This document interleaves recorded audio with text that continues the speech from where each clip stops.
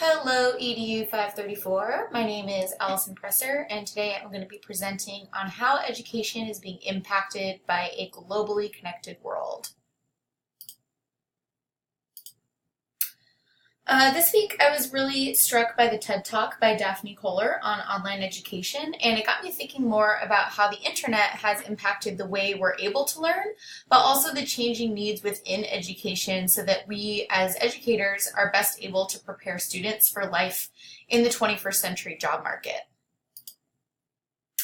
The internet has changed education in many ways. Ms. Kohler, in her TED Talk, discusses specifically how online education has given more opportunities to learn by making learning available pretty much wherever there's an internet connection. People, even in remote villages of the world, are able to seek out an education, which is something that might not have always been available to them.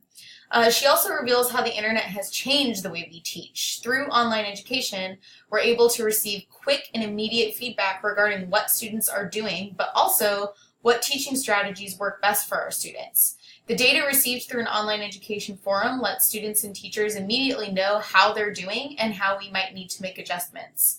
The internet has also paved the way for personalization in education. Students are able to learn at their own pace, review information, seek out knowledge that's relevant to their interests and needs, and because of all that, online education is really producing lifelong learners.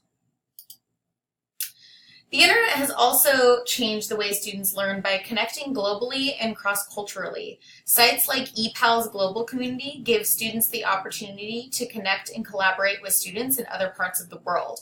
If you're not familiar with ePals, I highly recommend you look it up. It's an awesome resource for teachers to get their students connected with students anywhere else in the world. And there's always different projects and lessons going on. They have chat rooms, lesson plans, and projects that allow students to really open their eyes and minds to what the rest of the world looks like.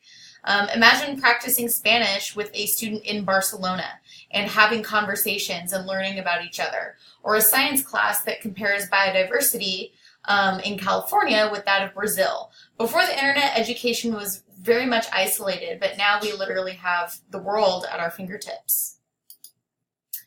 Technology is also important in how we're preparing students for life in a relatively unknown future. In the Stewart text, we read how today, when a student from Missouri is just as likely to end up working in New York, North Carolina, or California for a company that may sell in markets all over the world, it's totally outmoded. So as educators, we have to remember that we're preparing students for a globally connected world, and that they have to be ready to compete, connect, and cooperate on a global scale. What they're learning in a remote suburb needs to also be applicable to wherever they might end up in the future. As such, the role of the teacher is still very much important. Some may think that since vast amounts of information are available through the internet, is the teacher still important? And the answer is absolutely. Although our students have access to information, we have to make sure that they know what to do with that information. So teachers must teach global and technological citizenship and how to maneuver through valid and invalid information. As the other authors of our text, Kubo and Fossum, say, we have to develop appropriate knowledge about the world and our students. In conclusion, advancements in technology are really impacting the way education is affecting students worldwide.